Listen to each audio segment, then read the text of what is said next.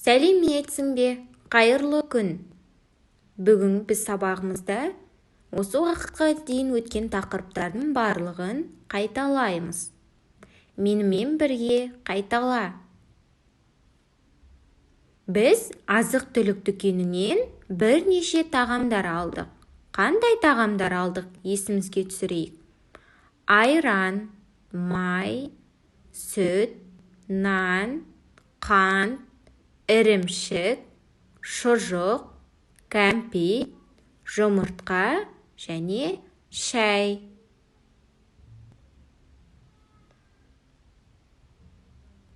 Тыңда және қайтала. Сүт, ботқа, нан, шырын.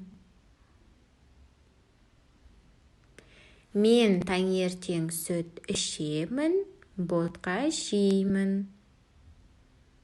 Мен таңертең шырын ішпеймін, нан жемеймін. Ас мәзірінен есімізге түсірейік. Бізде ас мәзірінде сорпа, ботқа, ет, бауырсақ, салат бар. Ал сен неге тапсырыс бересің? Және біз жемістермен таныстық. Алмұрт, алма, жүзім, өрік, шие. Мен алмұрт жеймін. Мен өрік жемеймін. Мен су ішемін.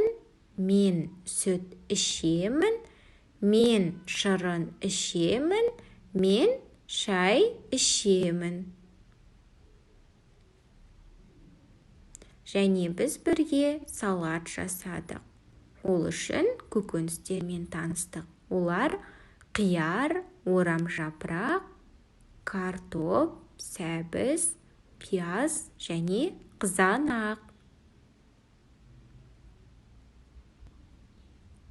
Және біз балмұздақпен таныстық. Балмұздақ қандай болады?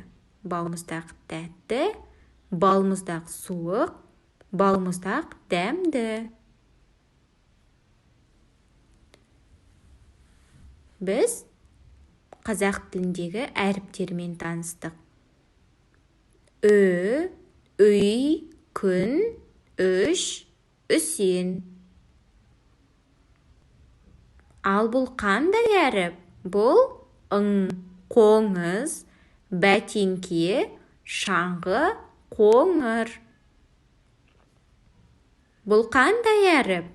Бұл жиһаз, айдаһар және гауһар. Енді барлық тақырыпты еске түсіріп болсақ, дәптермен жұмыс жасаймыз. Бірінші тапсырма. Үй, қоңыр, жиһаз сөздерін дәптерге жаз. Екінші тапсырма. Сұрақтарға жауап бер. Бірінші сұрақ. Азық-түлік дүкенінен не аласың? Мен май, қант, нан аламын. Сен не жейсің? Мен алма, алмұрт, өрік жеймін. Сен не ішесің? Мен шай ішемін. Балмұздақ қандай?